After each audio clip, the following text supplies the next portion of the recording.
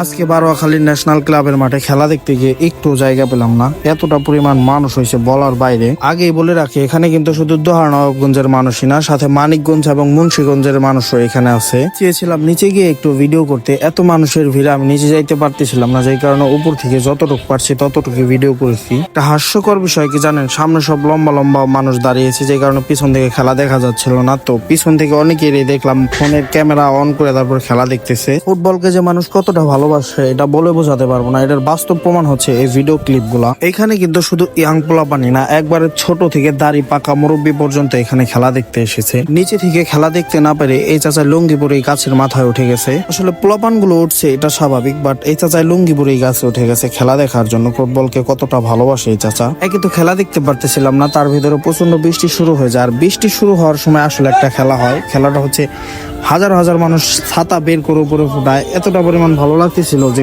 কতটা ভালোবাসে ফুটবলকে। মাঠে আসছে, ছাতা নিয়ে আসছে, যদি বৃষ্টি নামে তাহলে তাকে প্রোটেক্ট করতে হবে।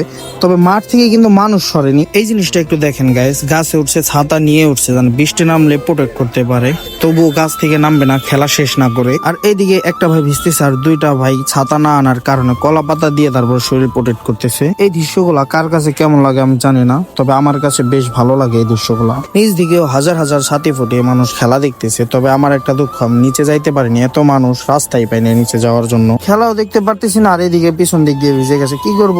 পরে ভালোভাবে ভিজলাম। যাই হোক, একটু একটু করে খেলা দেখতে দেখতে বিজয়ের উল্লাসে মেতে উঠলো খানিপুর এবং 0-2 গোলে হারালো সুন্দরীপাড়াকে। আর ক্ষণিকের ভিতরে মাঠটা কিলবিলিয়ে ভরে গেল জনগণ দিয়ে। আমি আগে এখান থেকে বের হয়ে যাই, না হলে পরে বের হতে প্রচন্ড কষ্ট হবে।